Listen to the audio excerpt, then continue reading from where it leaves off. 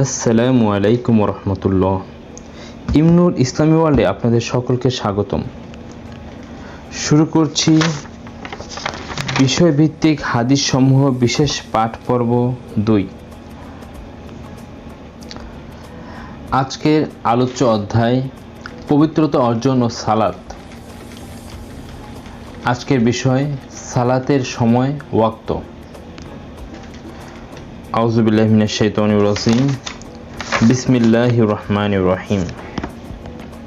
হে আল্লাহ, আপনার কাছে বিতাড়িত শয়তান থেকে আশ্রয় প্রার্থনা করছি।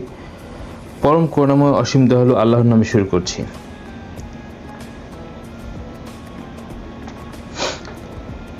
সালাতের সময় ও তার গুরুত্ব।